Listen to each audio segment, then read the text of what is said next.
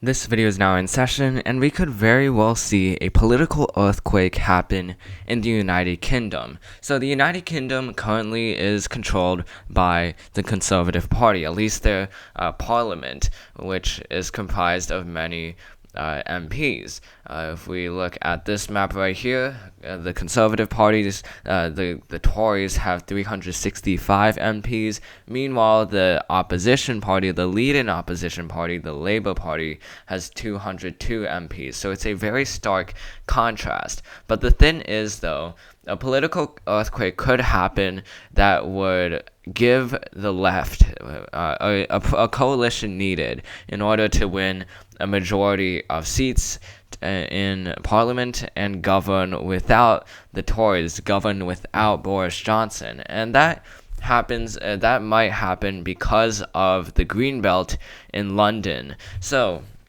to give some context to American viewers, because I mainly talk about American politics, the Greenbelt is a section of London that surrounds the outer suburbs of London. So you can see the M25. That is where the Greenbelt is, and you can it's called the Greenbelt because it's green. There are forests there.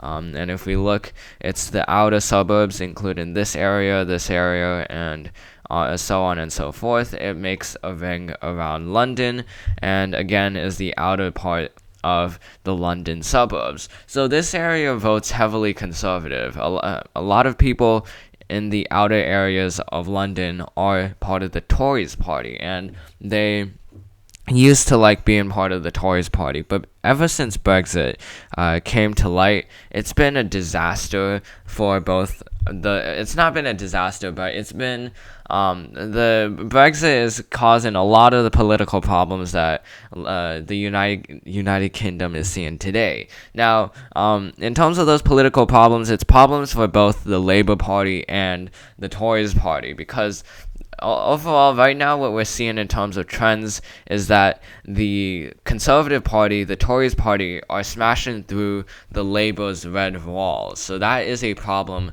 for the Labour Party. Meanwhile, we see the Lib Dems, which is a centrist party, starting to break down the blue wall, which is the green belt of London, and with that, it's seemingly like that there's going to be more of a trade happening where the left start to get more of the suburbs of London, while the right starts to get more of the northern England area. So with that, if we look at the 2019 election, you can see that the Conservative Party was able to win primarily because they were able to break through the blue wall. You can see they broke through right here, or the red wall. Sorry, they broke through the red wall, and you can see many of these seats started to go for the Conservative Party. If we look at the 2017 election, we can see over here that the Labour Party had a lot more seats in this area, but now they have a lot less. And you can see that the Labour Party, their main strength is this area of northeast England, this area of the Manchester and Yorkshire area, this area of Wales, and as well as the London area. But if you can see in the 2019 election, you can see that a lot of this area of the Manchester and Yorkshire area have started to decimate for the Tories party. You can see a few seats in northeast England start to go for the Tories. Meanwhile, Greater London stays in the status quo. But you can see, though, that a shift is starting to happen with the outer areas of London.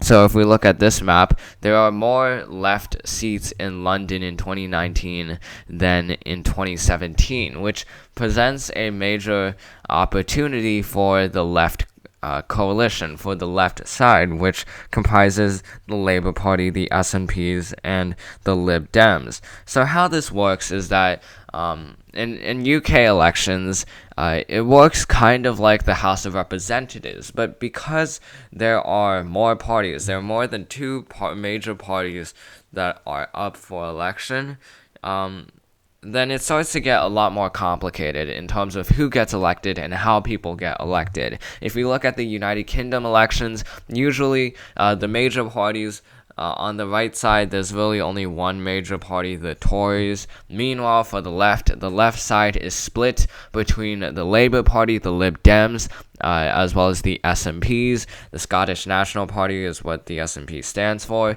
And with that, when you look at a lot of these elections in the MPs, many of the times, if you combine the left vote in a MP election and compare that to the Tories vote, which pretty much has every single conservative voter, then you'll start to see that the left party usually has more seats or more votes, I guess, in an MP. But because those votes are split between the Labour Party, the SNP, potentially the SNP, and even the Lib Dems, then we see a situation where the Conservative Party, where the right wing votes win by a plurality of the vote rather than a majority of the vote, which is why we see so many seats go for the Conservative Party, even though a lot of these seats are in labor districts. It's because all of the right-leaning vote is centralized in one party, which means that it's more likely for the Conservative Party to win a seat than for a party like Labour to win a seat. But that may change soon for the 2024 election. Yes, Britain's elections are separated into weird stages of 5 years. Meanwhile, in the United States, it's usually 4 years. But anyway, it doesn't matter. So okay, I'll give a little bit of context into how UK election dates work. So it goes in a cycle of 5-2-2. Which means that you have an election that happens in 5 years, and then after that you have another election that happens in 2 years, and then another election that happens in 2 years before going back to 5 years, and then it goes through that cycle of 5-2-2. At least that's how it's been done recently. It might have changed if we look further back. This browser is slow, but at least that's how it's been happening as of now. It used to be 5-5-5, just elections every 5 years, and we'll see if that it goes back to that. But anyway, regardless, whenever the next election comes, which is most likely 2024, we'll see more tactical voting and be implemented in the United Kingdom election. Now, what is tactical voting? Tactical voting is when you have, in context of the United Kingdom, it's when you have a coalition of a party belonging to political ideology. So, like, for example, the left, the political parties in that campaign in different areas of Britain by themselves, so that you can centralize all of the left-leaning vote in one district towards one party instead of splitting it up into 3 different parties, which means that you can win in elections. So, for example, let's just take Scotland, for example.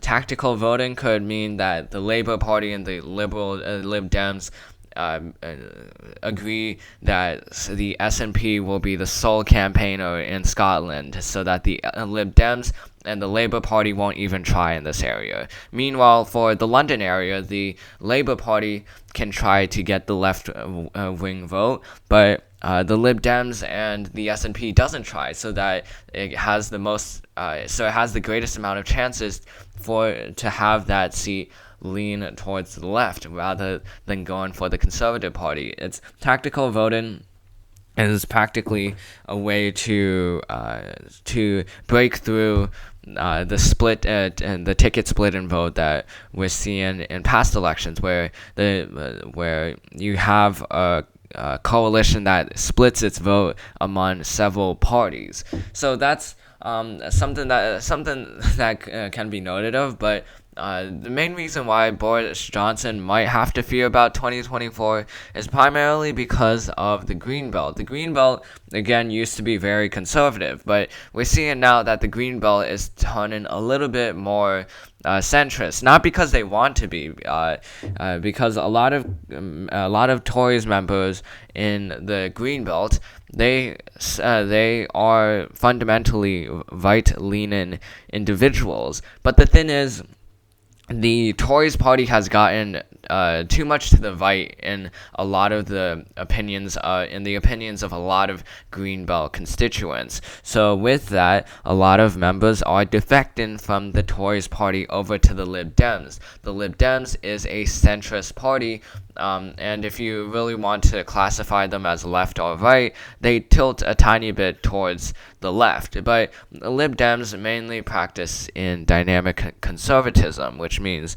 that you're a little bit more liberal in social issues, but a little bit more conservative in economic issues. So with that, it more suits a lot of these Tories voters who are not completely right wing, but lean towards the right. And that's why we're starting to see a shift in the Green Belt. This is actually kind of similar to what's happening in America. We see in America you have two main belts, the Rust Belt and as well as the Sun Belt. The Rust Belt is becoming more Republican. The Sun Belt, meanwhile, is becoming more Democratic. And the reason why is because the Rust Belt is kind of like the Red Wall in the United Kingdom. It's because a lot of those members are blue-collar workers that feel alienated by the liberal parties. Meanwhile, the Sun Belt and the Blue Belt in the United Kingdom is starting to feel a little more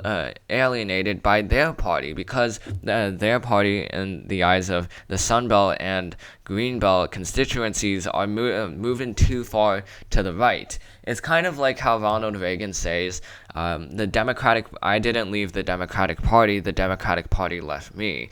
It's a thing that's happening in England, or I guess in the United Kingdom, where we're starting to see a shift in political alignments, and we could very well see in the 2024 election a realignment of the United Kingdom because of Brexit, because Brexit has pushed a lot of the voters too far to the right, to the point where they want to go to a different party, where we're seeing a shift in the Red Wall because they feel like that the Labour Party has gotten a little bit both too liberal, but also incompetent at solving issues. So as a result, these voters in the Manchester, Sheffield, and Leeds area are moving more towards the Tories party. So it's a political realignment that could come to fruition in 2024, and that would have massive implications. London is the center of it all, and if the Lib Dems and the Labour Party are able to get London and get more of those London seats, then it starts to provide a better future for the left-leaning parties, because London is where most of the action is happening, and London is one of the places in England that's seeing the most amount of progress in terms of fertility rates and as well as economic successes. So with that, we can see more people becoming part of the left party. And while political events that happen in 5 years don't determine what happens in 20 or 50, 30 or 40 or even 50 years, but they do provide a direction for a certain party to go through, and that's the main thing that we're seeing in the United Kingdom right now. So but if we want to specifically talk about the Green Belt, though, and if we want to prove this, we can look towards the Chesham and Amersham by-election that happened in 2021 after the death of a sit-in MP who belonged to the Conservative Party. So this seat back in 2019 went towards the